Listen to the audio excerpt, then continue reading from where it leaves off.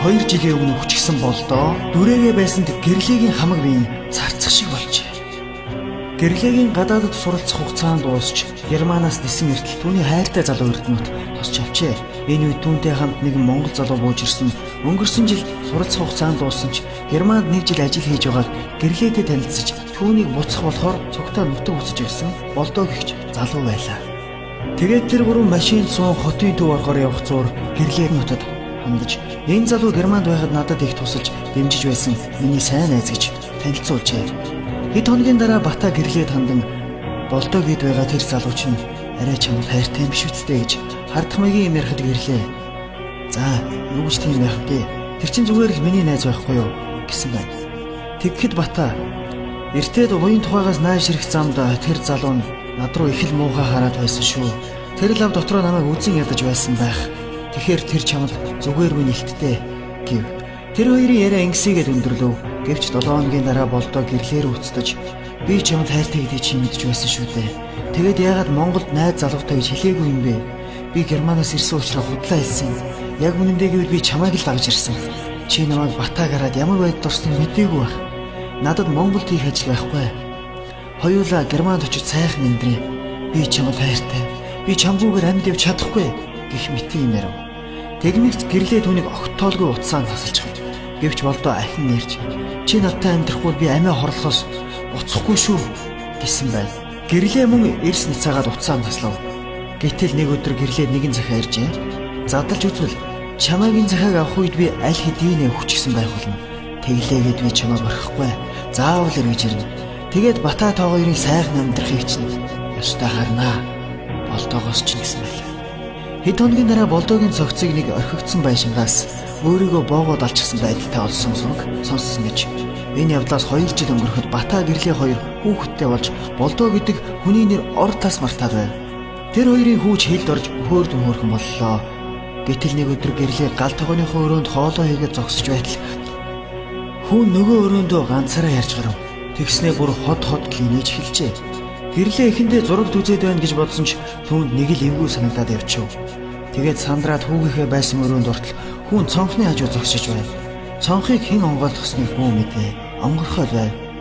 Цонхоо хааж байтал хүн түүнд ямар нэгэн юм өгөв. Түүнийг аваад хартал аль 2 жилийн өмнө ураад шатаачсан болдоогийн нөгөө захиа дүрээрээ байж байв.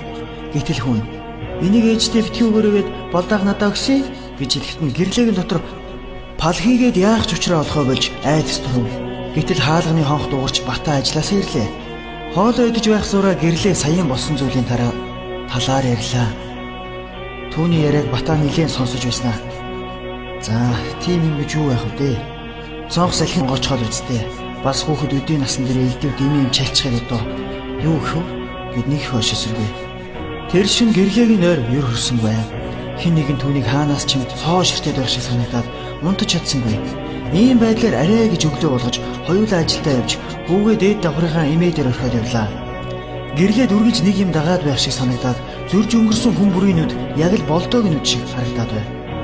Арай гэж ажлын цаг дуусч хүүгээ авахаар должин орлоо. Гэтэл должин бай. Танай хүүч нь өнөөдөр ч ганцаараа яриад энийгэд байлаа. Хинтээ яриад байгаа юм бол доо гэхээр болдоох гэх юм. Болдоо гэж юм бэ гэв. Тэднийгээс хүүгээ аваад гарч байхдаа гэрлээд үнэхээр аимшигтай санагдаж байлаа. Гэрлээ хүүтэйгээ гэртээ ортол Бата хоолоо хийчихсэн хүлээж байв. Тэгээд гуруула хоолоо идчихээд унтцгаалаа. Тэгтэл шүн дундаа гаднах хаалганыхын түгжээ торхийг чимээ гарав. Гэрлээ өндөгөө тартал анзаарагдах юм байсангүй.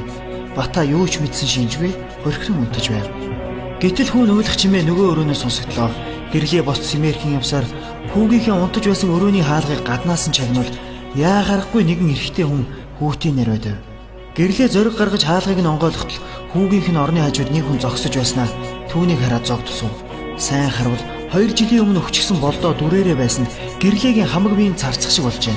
Гэтэл нөгөө хүн түүн рүү дөхөж ирээд нэг л эвгүй хахирган дуугаар би чамайг их сансан шүү гэж хэллээ. Энэ үед гадаа аянга цахилгаантай бор орж байсан бөгөөд цахилгаан цахилах гэлбаанаар тэр хүний нүүр хэсэг нь гэрэлтлээ. Гэрлээ байдаг чадлаараа хашгиртал болдоо салхи шиг цонхоор гараад явчих. Гэрлээ болсон явдлыг Батад хэлтэл тэр арай их итгэжээ. Ингээд маргааш нь хоёулаа хийд очиод ном уншууллаа. Тэр шөнө янз бүрийн юм боссонгүй хоёулаа хүүгээ аваад гурвуулаа онтов. Номын хүч нөлөөснийхөө бүүмэд 7 хоног амар тайван байв. Гэтэл гэрлэг нэг өдөр ажилласаа тараад Должингойнх руу орох гээд хүүгээ авах гэж явж байтал Должингой их сандарсан байдалтай. Танай хүүчэнд байж байснаа гинэд гараад хүчгсэн. Би гүйцэхгүй болохоор барьж чадсангүй. Хойноос нь хардл гэрлүүгээ орж шугуулсан. Танайх руу яваад орсон чинь хаалгач чинь түгжээтэй байна лээ дээ. Тэг. Гэрлээ батаг ажилласан дуудаж хаалгаа онгойлох гэтэл гацчихаад онгойхгүй байлаа. Тэр хоёр гайхан хаалгатайгаа ноцолдож байтал гэр дотор нь бөөн утаа шуу болж аяг таваг хагарах юм том ийш тийшээ шидэх чимээ гарч эхлэв. Тэр хоёр сандран арайхийн хаалгаа онгойлгон ортол хамаг хөшгийг нь хаачихсан хав харанхуй байлаа. Харанхуй өрөөний буланд хүүгийнх нь уйлах чимээ гартал тэр зүг харуул нэг хүн суугаад ямар нэг юм уншаад байлаа. Бата гэрэл асаах гээд унтраалган хүртэл тогцогчээ. Яг энэ үед болдоо босч ирээд гэрлээд би чамтай амьд байхдаа амьд чадаагүй. Чамд дараагийн амьдрал хүлээж байгаа. Энийг сануулгаар ирсэн. Чи ямар мартах учиргүй.